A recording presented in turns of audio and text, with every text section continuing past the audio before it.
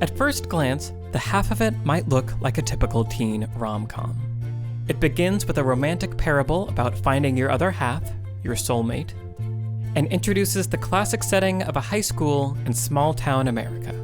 But writer-director Alice Wu quickly subverts those expectations by introducing an atypical protagonist, Ellie Chu, and by the end of the opening sequence, sets the stage for an even more atypical love triangle.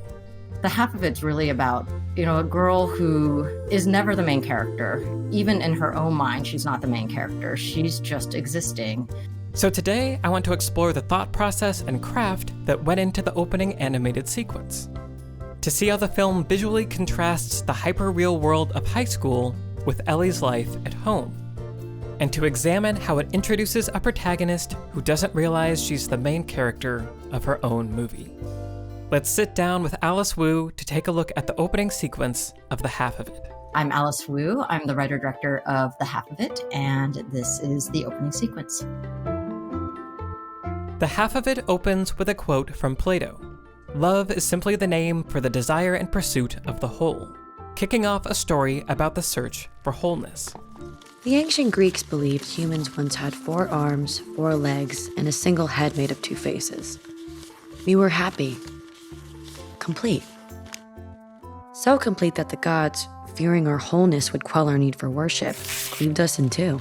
I kind of wanted to pull on the fact that, from the beginning of, at least through recorded time, there seems to be this idea of love and this idea that once you find your other half, you will be completed. The whole point of the opening is to set up the myth, set up here's the thing we all have been looking for through the ages. To illustrate the myth of the other half, Wu collaborated with animator Haley Morris to craft an expressive animated sequence. As Wu and the animator collaborated, the sequence evolved from simple 2D animation to an innovative 2.5D stop-motion approach.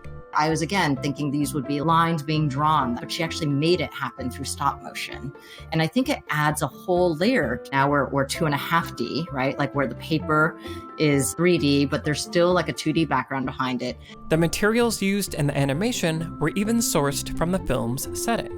In Washington State, there are a lot of rock quarries, right? And gravel is actually an industry. And we actually did research and chose gravel that would be from that region that fills the frame and then crushes into charcoal. And all the while, Wu drops in visual references foreshadowing key moments in Ellie's story. I secretly wanted to drop in images of visuals that are actually about to come, and you're not aware of it when you're watching it. But the hope is that by the time you're done with the film, suddenly everything actually feels of a piece. When Aster first draws a piece of art, we shot it, and then I gave that drawing to Haley Morris, the animator, who then created out of paper a version of that flower. The paper falls into the water and sees its reflection. That is very much a callback to when the 2 girls are floating in the water. It is said that when one half finds its other, there's an unspoken understanding, and each would know no greater joy than this. And from there, we pop into the reality of high school. After establishing the myth of love as the search for the whole, the opening sequence sets about establishing Ellie's world. Ellie's world is split into 2 realities, the colorful, stylized reality of high school and the more grounded, static reality of home. I don't know what your experience in high school was, but I think mine was actually quite lonely. You start to feel like everyone else has this colorful, incredible life, and they're off doing incredible things, and yours is just this sort of unfiltered, boring life. With that high school reality, I purposely directed that to be a tiny bit hyper real, because where I really want to feel real is the next frame when we hit on Ellie, Ellie in her engineer's booth and with the train. That's when it's here we're in grounded reality. Wu worked with her production team to create a distinct color palette for Ellie's home. Edward Hopper was a big influence in terms of colors, primary colors that were very distressed. It feels like time has stood still. This idea of stasis is key to understanding Ellie's reality. Her father is paralyzed by grief over her mother's death, and Ellie, in turn, feels responsible for him. The dad doesn't want to move on emotionally. It's sort of beautiful. You can see the love they have for each other. but there's a sadness to it because there's no growth. If Ellie continues on her life the way she does, she will just become another version of her dad. Contrasted with this frozen in time, grounded reality is the hyperreal setting of high school. We're introduced to the high school as Ellie passes around essays she's written for fellow students in exchange for money. Augmented reality-style graphics representing phone interactions are introduced as a device. I tried not to shoot phone screens as much as I could get away with, which is why you see that things pop up on screen a lot, because I actually felt like that will probably stand the test of time more than when we see an actual phone screen. And through the cinematography and sound design, we understand the treacherous world of status and gossip Ellie will have to contend with. I basically said to my sound designer and also to like my DP, like, this should be secret lives of students, just the slight whispers of people as we're going. One shy boy oboist types out, "Wanna go to October Fling?" which appears on a trombonist's screen. She forwards to 3 of her friends who roll eyes. One posts a screenshot with caption #NerdAlert. Here, I just wanted to be like, this is how cruel kids can be. That oboist gets shot down. And I very much wanted to put that there as like, this is what happens when you put yourself out there. You're probably going to get mocked by your peers. And it's just a tiny hint as to why it'd be so terrifying for someone like Ellie to ever reach out. The camera continues to track what the paper is passed around by gossiping students until we finally reach a girl who seems different. And then through there, you end up getting introduced to sort of the king and queen of the school. I totally was like, okay, she has to glow. Like something I said to my DP, it's like, we're going. But when we get there, it's got to feel just a tiny bit magical, because we're suddenly going to realize that's the moment we cut back. We're like, oh, Ellie's watching her. It's here that we realize Ellie has a crush on Aster Flores, the queen of the school. But Aster seems impossibly out of reach, because as we've seen in this sequence, Ellie is practically invisible to her classmates.